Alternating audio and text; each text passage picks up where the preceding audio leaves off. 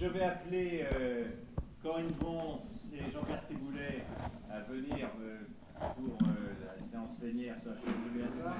Auparavant, un point d'information à propos de la séance de l'Académie nationale de chirurgie qui aura lieu à Grenoble le 22 mai et dont le thème est la chirurgie, les gestes médico-chirurgicaux assistés par ordinateur et qui est organisée en commun avec le LABEX, un laboratoire d'excellence, et le CNRS dirigé par Philippe Cinquin à Grenoble et qui va être une séance particulièrement intéressante.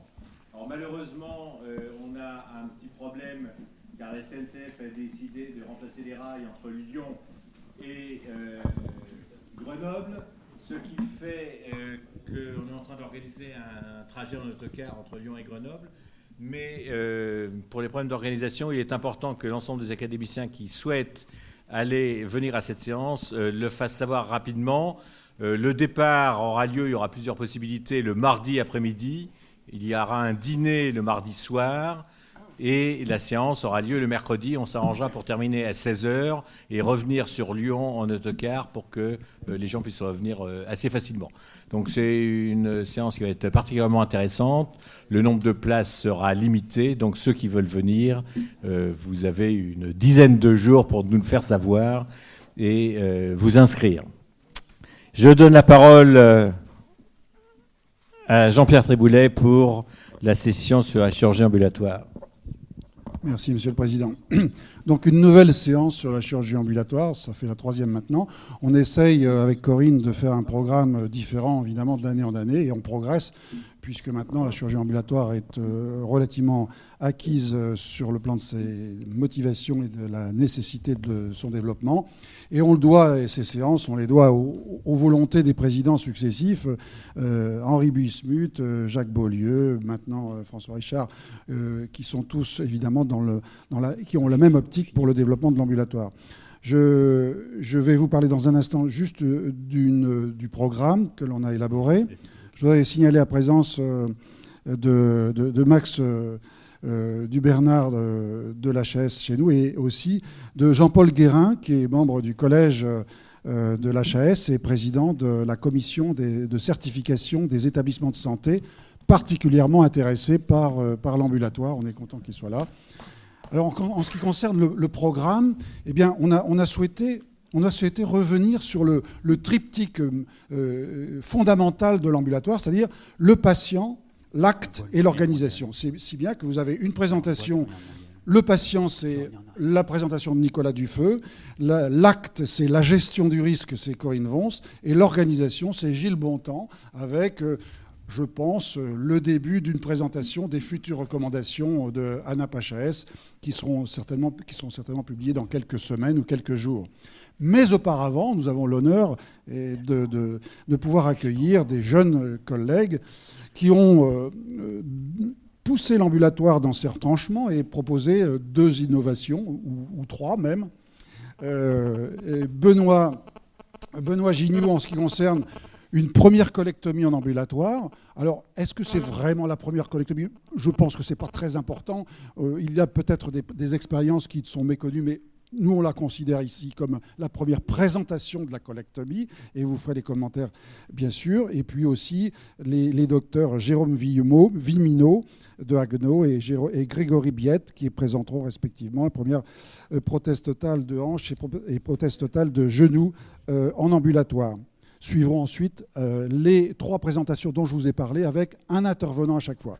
Bien sûr, 15 minutes pour toutes ces présentations, y compris la discussion. Sinon, nous allons déborder. Et je pense que la discussion sera très riche et nourrie concernant ces 3 présentations et les 2 innovations. Juste avant... Il est important de tenir l'horaire, car après... Il y a une séance à 17h. Il y a une... 17h de Jean-François Mercier avec une conférence en face sur la médecine monastique et la chirurgie médiévale. Et il y aura ensuite un cocktail dans ces locaux. Donc c'est pour ça qu'il faut aussi qu'on tienne l'horaire et que ça soit terminé à 5h moins 5. Nous allons être vigilants, Monsieur le Président. Jacques Beaulieu voulait dire juste un tout petit mot avant la présentation de Benoît Gignoux. Bon, je vous remercie de me donner la parole juste pour dire que Je vous remercie aussi d'avoir accepté la communication de Benoît Gignoux et Thomas Lantz.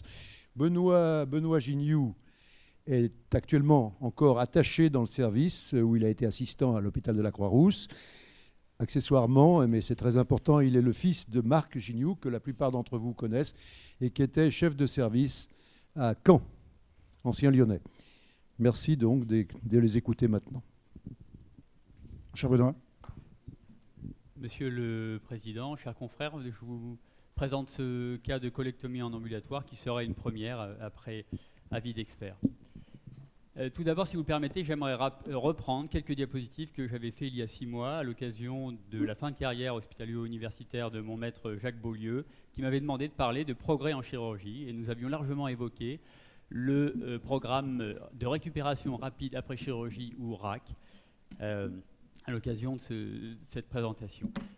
Nous avions parlé de chirurgie ambulatoire et de récupération rapide, dont l'objectif commun est de réduire au maximum l'impact physiologique d'une intervention chirurgicale, qui se traduit par une démédicalisation des suites post-opératoires, autorisant un retour rapide à domicile du patient. Nous avions pu évoquer ce principe avec Hendrik Kellett, qui est un des pionniers fondateurs de ce principe de récupération rapide, au cours d'un séminaire où on voit sur ce schéma ce qui se passe avec la prise en charge conventionnelle, avec une récupération qui est longue, et ce que l'on envisage avec ce qu'on appelait à l'époque le fast track, une récupération plus courte.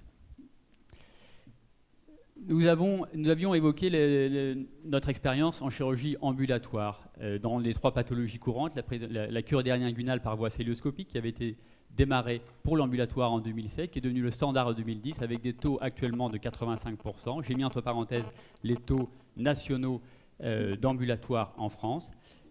Pour la cholécystectomie, nous avions des chiffres identiques avec actuellement une prise en charge en ambulatoire dans 80% des cas, et pour l'anneau gastrique, c'est devenu là aussi le standard en 2012 avec 85% de prise en charge en ambulatoire.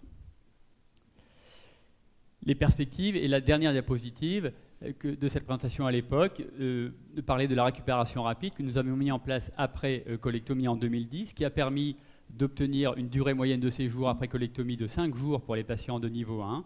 En 2012, nous avons mis en place un programme sur 48 heures avec une durée moyenne de séjour pour les patients de niveau 1 de 3,6 jours.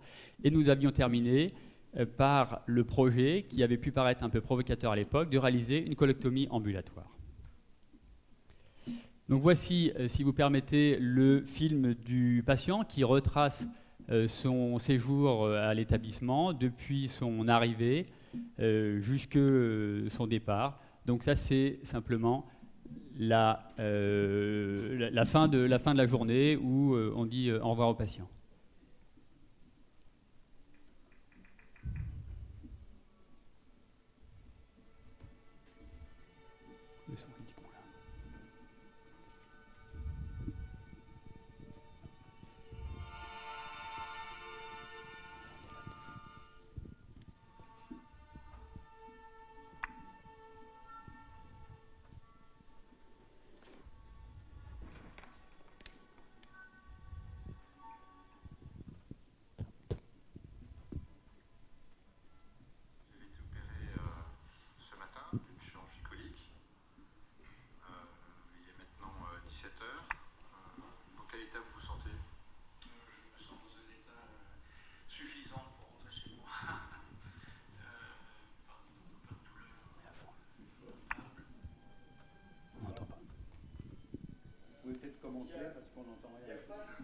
Donc le patient nous explique qu'il est en un état suffisant pour rentrer chez lui. Là, c'est le Thomas Lantz qui fait la visite post-anesthésie, ici présent, qui va intervenir tout à l'heure.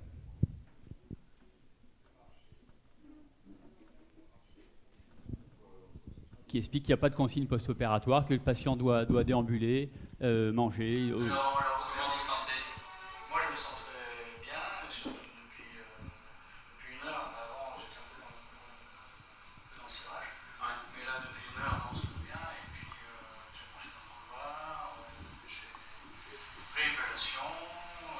Le patient nous explique qu'il a marché, qu'il a pris une collation.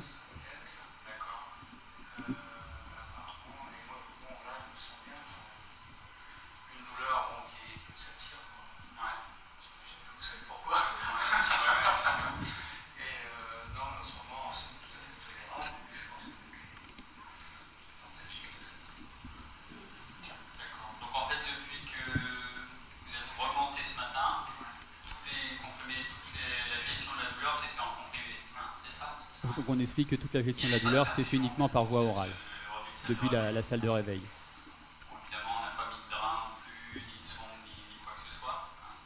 Je m'en suis aperçu. Il n'y avait pas de sonde ni de drain. Voilà. Bon, vous allez pouvoir vous alimenter. Demain, vous pouvez manger un petit peu plus en reprenant le régime que vous aviez avant l'intervention. C'est un régime qui est, on appelle départ digestif, où il n'y a pas trop de flux, pas trop de fluidité. À partir de demain midi, vous pouvez reprendre ça. Pensez à vous hydrater comme d'habitude. Et puis, vous gardez ces boissons-là, ou les autres, 2 à 3 par jour, si l'alimentation est moyenne. Là, vous avez des calories de façon tout à fait satisfaisante. Vous êtes rentrés, merci, je vous en prie. Et puis, on s'appelle demain matin. D'accord, entendu, ça marche. Au revoir. Au revoir, d'accord. Merci. Bonne soirée. À votre nuit et à demain. Merci. Donc voilà, il était 19h quand nous avons autorisé le patient à regagner son domicile accompagné de sa femme. Alors, je reviens sur les principes de la récupération rapide, dont vous savez que le pilier est la lutte contre l'ilus post-opératoire. Cet ilus post-opératoire est source de morbidité, voire de mortalité. Il entraîne des nausées, des vomissements, un retard à l'alimentation, des douleurs, un inconfort et un alitement. Il est lié à une dérégulation des systèmes sympathiques et parasympathiques secondaires au stress et à la douleur, qui entraîne cet ilus post-opératoire, dont les autres facteurs sur lesquels nous allons essayer d'influer sont l'hypothermie, la rétention hydrosodée et l'utilisation de morphine. Alors les principes de cette récupération rapide, vous savez qu'au départ, il y avait un pilier de l'analgésie péridurale thoracique, mais qui dans notre expérience n'est pas nécessaire avec la laparoscopie. Il est important de reprendre une alimentation, du moins de ne pas l'arrêter en périopératoire, afin d'améliorer les fonctions immunitaires post-opératoires, de réduire les complications infectieuses. La mobilisation du patient est elle aussi essentielle pour améliorer sa fonction respiratoire post-opératoire, une meilleure oxygénation des tissus et une cicatrisation, diminuer le risque thromboembolique et d'éviter la fonte musculaire. Voici les grandes étapes du RAC et vous voyez que ça se déroule selon un processus qui démarre avant l'intervention avec des explications très importantes par une infirmière spécialisée avant pour lui expliquer le programme, pas de préparation colique, des apports hydrosodiques limités en péropératoire, des incisions ou de courte ou une célioscopie, un réchauffement péropératoire, une analgésie multimodale sans morphine, une alimentation, une mobilisation qui permet cette récupération rapide. Alors voilà l'équipe RAC parce qu'il me semble que ça c'est essentiel. Un chirurgien seul ou un anesthésiste seul ne peut pas réussir ce programme. Il faut vraiment une équipe qui va réaliser un coaching du patient avec le chirurgien, l'anesthésiste, mais aussi l'infirmière référente spécifique récupération rapide, le kiné, la diététicienne. Et j'ai rajouté la direction puisqu'on a besoin de son soutien pour mettre en place ce programme. Alors je vous présente le cas clinique de ce patient qui était un homme de 66 ans, ASA 2, en très bon état général, aux antécédents simplement d'hernie discale et de cure d'hernie inguinale célioscopique en ambulatoire, chez qui a été mis en évidence lors d'une coloscopie un adénocarcinome non franchissable de la jonction rétrosigmoïdienne que l'on voit très bien ici, qui a été donc sur le coloscanner qui a complété la coloscopie puisque la lésion était non franchissable, qui a par ailleurs fait le bilan d'extension, on retrouve là encore la lésion, et qui était donc non métastatique. Le patient, voici le chemin clinique qui a suivi le patient. Il a bénéficié d'une consultation d'annonce qui est aujourd'hui systématique pour tout cancer, mais surtout associée à une consultation prise en charge récupération rapide par notre infirmière référente et une diététicienne. Le patient est préparé pour l'intervention. On lui explique le déroulement de la procédure, on lui remet des documents d'information, on lui explique tout le processus clinique qui va l'accompagner. Il a une nutrition immunomodulatrice préopératoire, comme c'est aujourd'hui systématique pour les cancers. En revanche, en aucun cas, il n'y a de préparation colique, puisque ça a été parfaitement démontré que celle-ci était délétère et source de complications en post-opératoire. Alors, si vous permettez, j'aimerais donner la parole à Thomas Lantz, notre anesthésiste référent, qui va vous parler d'anesthésie, puisque c'est vraiment un point essentiel de la prise en charge récupération rapide. Merci Benoît, cher président, chers confrères. Je vais donc vous présenter en quelques mots la prise en charge anesthésique de ce patient. Cette prise en charge débute par l'application d'un jeûne moderne et l'absorption de 400 ml de boissons sucrées dans les 3 à 2 heures qui précèdent la chirurgie, type jus de pomme. Le patient est admis dans la structure à 7 h du matin. Il lui est donné une prémédication Péros antalgique, type de paracétamol 1 gramme. J'attire votre attention sur le fait qu'il n'y a pas de prémédication anxiolytique pour éviter les effets sédatifs de ce type de prémédication. Pendant l'intervention sont utilisées des molécules de courte durée d'action, que ce soit pour le versant hypnotique comme pour le versant analgésie. Une limitation des apports liquidiens est bien sûr utilisée.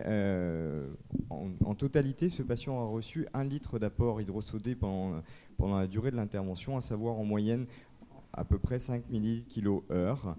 D'autre part, de la dexaméthasone à 8 mg lui aura été administrée pendant l'intervention pour améliorer la récupération post-opératoire, et puis sur un deuxième versant pour prévenir l'apparition de nausées et vomissements post-opératoires en association avec du dropéridol. D'autre part, nous avons réalisé une prévention de l'hypothermie qui passe notamment par l'utilisation d'une couverture chauffante sous-corporelle péropératoire. Et puis enfin, une utilisation d'une FiO2 élevée à 80% péropératoire pour diminuer le risque d'infection de parois. On va maintenant s'intéresser au deuxième pan de la prise en charge anesthésique, le deuxième grand pan de la prise en charge anesthésique qui est l'analgésie. Cette analgésie est multimodale et anticipée pour obtenir une épargne morphinique. Cette analgésie est anticipée puisqu'elle est prescrite, elle est débutée dès la prémédication, comme vous avez pu le voir tout à l'heure. Elle est en partie intraveineuse grâce à de la lidocaïne en débit continu jusqu'à la sortie de salle de réveil, de la kétamine en bolus, du magnésium. Et puis l'analgésie post-opératoire est débutée dès la période péropératoire, 1 heure avant la fin de l'intervention, par paracétamol, kétoprophène, morphine et néfopan. Ensuite, il y a un deuxième pan de cette analgésie multimodale qui est un pan local grâce à une infiltration chirurgicale d'anesthésiques locaux. Et puis enfin, il y a une aide ventilatoire à l'exsufflation. Cette analgésie multimodale permet une épargne morphinique puisque une seule injection de morphine péropératoire a été nécessaire de 7 mg, soit 0,1 mg/kg, sans nécessité de recours à des paliers 3 par la suite. Enfin, le patient a bénéficié d'un relais antalgique Péros dès son retour en service, donc dès la sortie de salle de réveil, par du paracétamol, du kétoprophène et du néfopan, donc des antalgiques de palier 1. Voilà, je vais redonner la parole au docteur Benoît Gignoux pour le reste de la présentation chirurgicale. Alors pour la chirurgie, le patient a bénéficié d'une résection rectosigmoïdienne par voie cœlioscopique, comme on le voit sur le dessin remis au patient, avec abaissement de l'angle gauche, anastomose colorectale infrapéritonéale. Le patient n'a eu ni sonde gastrique, ni sonde à demeure, ni drainage en per ou en post-opératoire. On insiste sur l'utilisation large de ropivacaïne anesthésique à longue durée d'action, 100 mg au niveau des coupes diaphragmatiques en prévention des douleurs du gaz de cœlioscopie et 100 mg au niveau de la mini-laparotomie. La durée de l'intervention était d'environ 2h30. En post-opératoire, le patient est resté en salle de réveil pendant 90 minutes. Il n'y a pas eu de deuxième injection de morphine ni de perfusion en salle de réveil. On a poursuivi ultérieurement l'analgésie par voie orale avec des antalgiques de palier 1.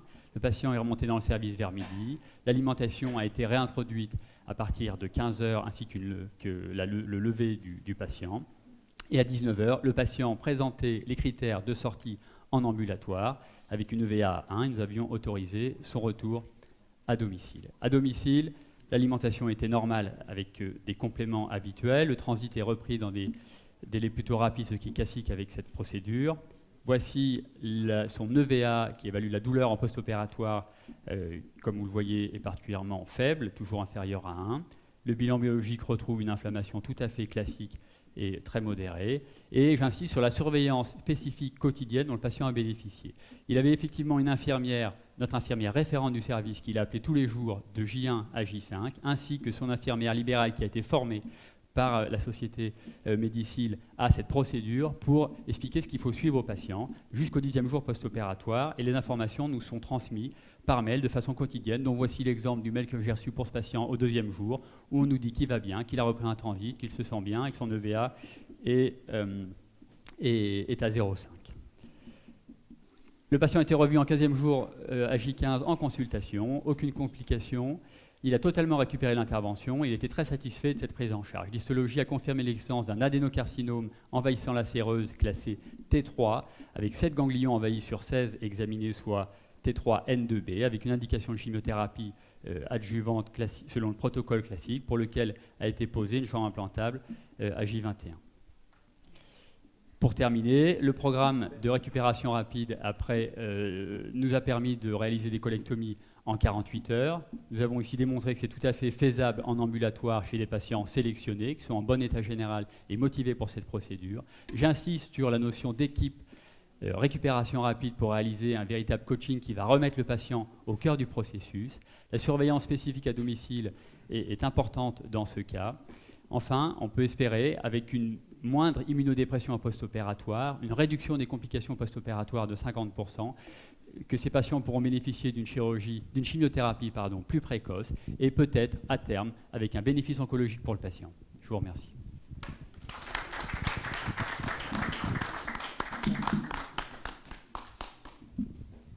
Merci beaucoup pour cette première et bravo d'avoir franchi le pas. Je crois qu'on a une bonne leçon parce que je ne sais pas si des gens dans l'Assemblée en franchissent pas, parce qu'on n'est pas très loin. Je crois que beaucoup sont à J1 et n'ont peut-être pas franchi le pas. Est-ce que vous...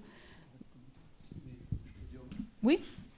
Juste un mot rapide pour dire que Benoît Gignoux, par ironie du sort, travaille à la clinique de la sauvegarde, où Philippe Mouret a fait, M. Dubois s'en souvient, dans les années 87, je crois, la première cholécystectomie cellio. Il se trouve qu'il y a une vingtaine d'années, Philippe Mouret, qui était précurseur, avait lancé la chirurgie ambulatoire. Cela lui a été reproché, avec même des contingences financières qui lui ont été reprochées.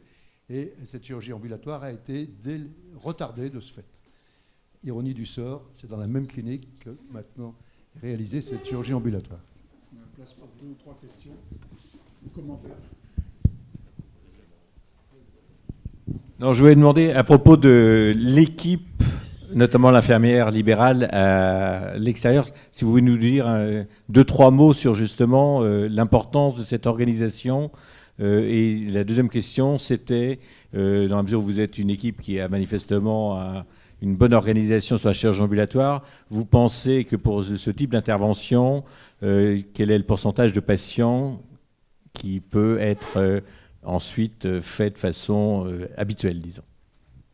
Alors c'est vrai que l'équipe, c'est un élément important parce qu'on a déjà évoqué, cette récupération rapide ne peut pas être un one-man show.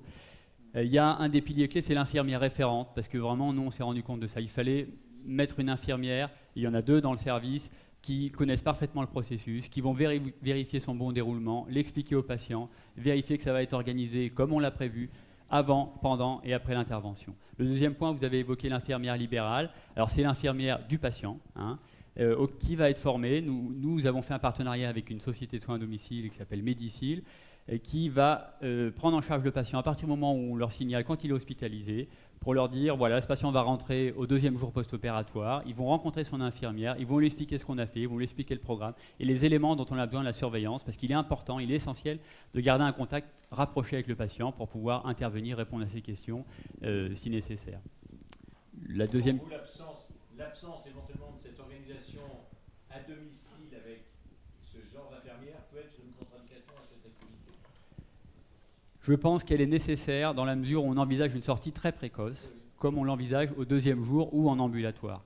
D'autres équipes qui font sortir les patients au 4e ou 5e jour post-opératoire, ce qui est rapide, ne le font pas. Et il est vraisemblable que la plupart des suites post-opératoires ont déjà eu lieu passé ce délai. Quelles sont les modalités précises de l'abaissement? Une seconde, le micro.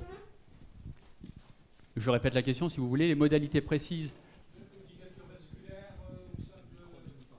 En bref, est-ce que ce côlon descendait facilement? Est-ce qu'il était très long? Est-ce qu'il y en a eu beaucoup de coupés, enfin de réséqués? Alors, de toute façon, pour nous, l'abaissement de l'angle colis gauche est systématique, que ce soit pour une maladie néoplasique ou bénigne. Donc, pour nous, c'est la procédure systématique avec ouverture de l'arrière-cavité des épiplombs jusqu'au côlon transverse, jusqu'à sa partie médiane.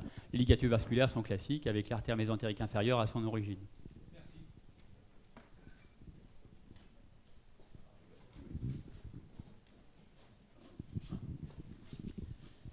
Bravo. Est-ce que les problèmes financiers ont été résolus? Parce qu'évidemment, on voit qu'il y a énormément de monde qui participe et un travail après l'intervention de beaucoup d'intervenants. Est-ce que financièrement, vous avez trouvé des solutions avec les autorités de santé?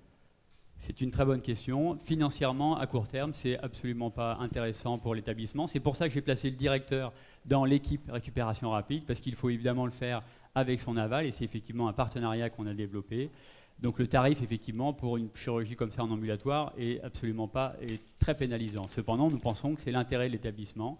Et il y a actuellement des discussions locales qui ont été ouvertes avec l'ARS pour savoir comment on peut trouver une forme de dédommagement dans la mesure où on a une procédure qui va dans le sens des recommandations. Je voudrais apporter une précision juste avant. Je rappelle que dans la même optique de la récupération rapide, il y a le premier symposium français de réhabilitation rapide, justement en chirurgie colorectale, le vendredi 5 avril à Paris. Donc c'est tout à fait dans l'ordre du temps. Je repasse la parole. C'est M. Vernier, je pense, c'est ça? Vernier, oui, merci beaucoup de me donner la parole, M. le Président.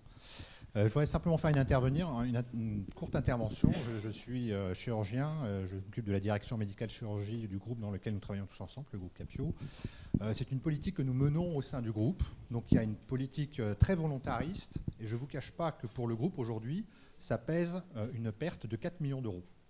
Donc ce n'est pas négligeable. Vous posiez la question des tarifs. Aujourd'hui, un côlon qui est fait en ambulatoire, l'établissement est rémunéré au tiers de ce qu'est rémunéré un côlon pris en charge sur 7 jours. C'est-à-dire qu'aujourd'hui, on est pénalisé financièrement par ce type de prise en charge. Elle n'est pas reconnue. Je voudrais également revenir sur l'organisation. Elle est essentielle. La direction médicale de la clinique est très participative dans les choix que nous avons faits. Elle accompagne les chirurgiens, les anesthésistes. Nous avons décidé au niveau du groupe de former dans chaque établissement de santé un référent en récupération rapide après chirurgie. Ce référent, il est formé selon les concepts de la récupération rapide en chirurgie telle qu'elle a été enseignée par Henri Kellett, que nous avons invité à un séminaire médical au sein du groupe l'année précédente. Tout cela pour vous expliquer qu'aujourd'hui, le concept de la récupération rapide après chirurgie, on l'applique non seulement en chirurgie digestive, mais on l'applique également en chirurgie orthopédique, en chirurgie du rachis, en chirurgie gynéco-obstétricale, etc. Et urologie, merci de l'avoir précisé, c'est un point également très important. On est sur un nouveau paradigme du soin, centré sur le patient. Comme vous pouvez le remarquer, l'acte chirurgical, aussi important soit-il, n'est pas l'élément le plus important. Le plus important, c'est le patient, c'est l'information qu'on va lui donner, c'est la formation avec objectif qu'on donne au patient. Le patient est très participatif dans sa prise en charge, et c'est ce que permet aujourd'hui de le mobiliser pour avoir un ambulatoire. On est d'accord, tout ceci, c'est les fondamentaux de l'ambulatoire. Je vous remercie de cette précision. On va devoir passer aux deux autres communications. Merci Benoît et merci Thomas. Et donc vous aurez...